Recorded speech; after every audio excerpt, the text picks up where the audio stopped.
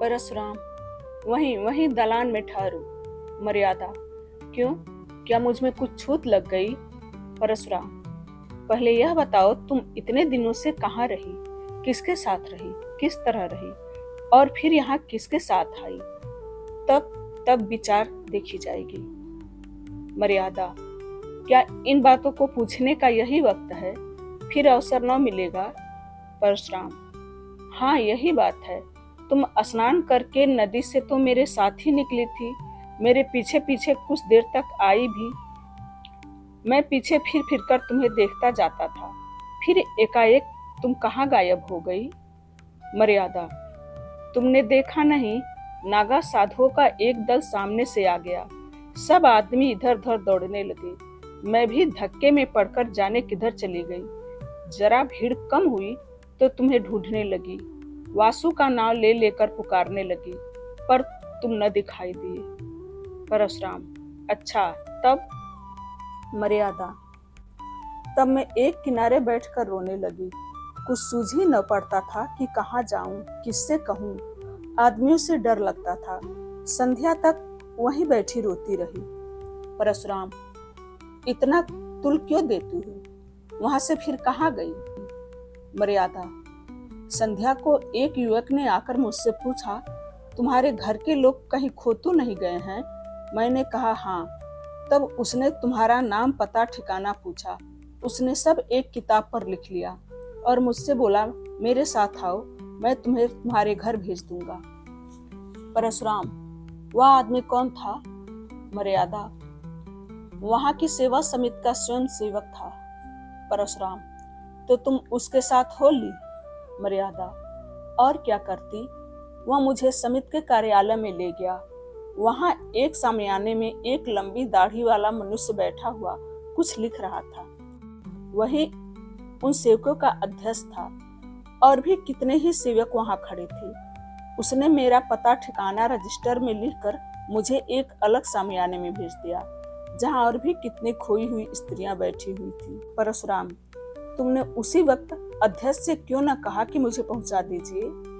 मर्यादा, मैंने एक बार नहीं सैकड़ों बार कहा, लेकिन वह यह कहते रहे कि जब तक मेला खत्म न हो जाए और सब खोई हुई स्त्रियां एकत्र न हो जाए, मैं भेजने का प्रबंध नहीं कर सकता। मेरे पास न इतने आदमी हैं, न इतना धन। परशुराम, धन की तुम्हें क्या कमी थी? कोई एक सोने की चीज बेच देती तो काफी रुपये मिल जाते। मर्यादा, आदमी तो नहीं थे। परशुराम, तुमने यह कहा कि खर्च की कुछ चिंता न कीजिए, मैं अपने गहने बेचकर अदा कर दूंगी। मर्यादा, सब स्त्रियां कहने लगी, घबराई क्यों जाती हो? यहाँ किस बात का डर है? हम सभी जल्द अपने घर पहुंचना चाहती हैं, मगर क्या करें? तब मैं भी चुप रही। परशुराम, और सब स्त्रियां कुएं में गिर पड़ती तो तुम भी गिर पड़ती। मर्यादा, जानती तो थी कि यह लोग धर्म के नाते मेरी रक्षा कर रहे हैं, मेरे नौकर या मजूर नहीं हैं, फिर आग्रह किस मुंह से करती? यह बात भी है कि बहुत सी स्त्रियों को वहां देखकर मुझे कुछ तसल्ली हो गई। परशुराम, हाँ, इससे बढ़कर तस्कीन की और क्या बात हो सकती थी? अच्छा, वहां के दिन तस्कीन का आनंद उठाती रही, मेला तो दूसरे ही दिन उठ गया होगा। मर्यादा, रात भर मैं स्त्रियों के साथ उसी सामयाने में रही। परशुराम, अच्छा, तुमने मुझे तार क्यों नहीं दिलवा दिया? मर्यादा, मैंने समझा जब यह लोग पहुंचाने को कहते ही तो तार क्यों दूं। परशुराम, खैर रात को तुम वहीं रही, युवक बार बार भीतर आते रहे होंगे। मर्यादा, केवल एक बार एक सेवक भोजन पूछने के लिए आया था। जब हम सबों ने खाने से इनकार कर दिया तो वह चला गया और फिर कोई न आया। मैं रात भर जगती रही। परशुराम, यह मैं कभी न मानूंगा कि इतने युवक वहां थे और कोई अंदर न गया होगा। समित के युवक आकाश के देवता नहीं होते। खैर, वह दाढ़ी वाला अध्यक्ष तो जरूर ही देखभाल करने गया होगा। मर्यादा, हाँ, वह आते थे, पर द्वार पर से पूछ कर लौट जाते थे। हाँ, जब एक महिला के पेट में दर्द होने लगा तो 2-3 बार दवाई पिलाने आए थे।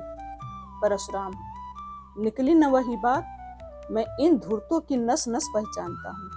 विशेषकर तिलक मालाधारी दाढ़ी वाले को मैं गुरु घंटाल ही समझता हूँ। तो ये महाशय कई बार दवाई देने गए।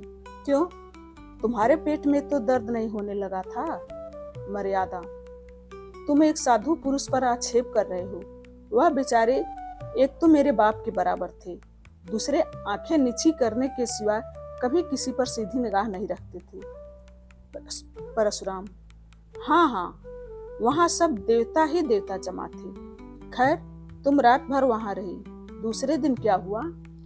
मर्यादा, दूसरे दिन भी वहीं रही। एक स्वयं सेवक हम सब स्त्रियों को साथ में लेकर मुख्य मुख्य पवित्र स्थानों का दर्शन कराने गया। दोपहर को लौटकर सबों ने भोजन किया। परशुराम, तो वहां तुमने सैर सपाटा भी खूब किया, कोई कष्ट तो न होने पाया? भोजन के बाद गाना बजाना शुरू हुआ होगा। मर्यादा, गाना बजाना तो नहीं, हाँ सब अपना अपना दुखड़ा रोती रही। शाम तक मेला उठ गया तो 2 सेवक हम लोगों को लेकर स्टेशन पर आए। परशुराम, मगर तुम तो आज 7वें दिन आ रही हो और वह भी अकेली। मर्यादा, स्टेशन पर एक दुर्घटना हो गई। इस कहानी का शेष हिस्सा अगली वीडियो में। धन्यवाद।